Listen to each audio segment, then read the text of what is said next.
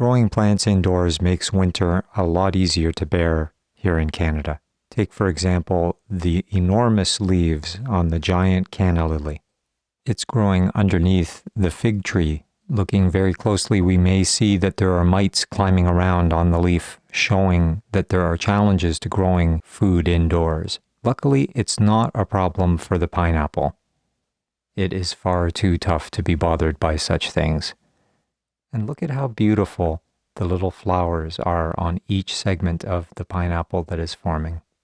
Thankfully, they are not a problem for the lemongrass that's growing right beside the pineapple. And as you can see, this lemongrass is really huge. Mites are a real problem for peppers though. And thankfully, we're having a beautiful, warm, sunny day. And so I took the pepper plants outside so they could get a treatment from carnivorous insects that would devour the mites. Luckily, even though it's wintertime, there are plenty around. Here we can see one of the developing sweet peppers, and there's a lot of disturbance from the mites. But the bell pepper plant can withstand it, even though there is some damage. But look at the difference with jalapenos. They are struggling so badly, and although the peppers are managing, the plant itself would actually die if it wasn't helped out. I try to clean them up myself with a wet cloth or any other means that I can think of, but nothing works better than Mother Nature's predators. And here we can see a ladybird beetle.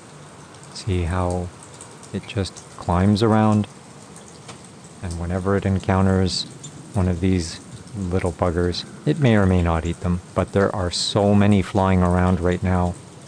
And also, speaking of flies, common house flies, they are the greatest helper for cleaning up these pepper plants and getting them back into good shape to keep growing those beautiful peppers for me. Here we can see just an hour later, and there is such a difference. I've done nothing but let the insects have their way.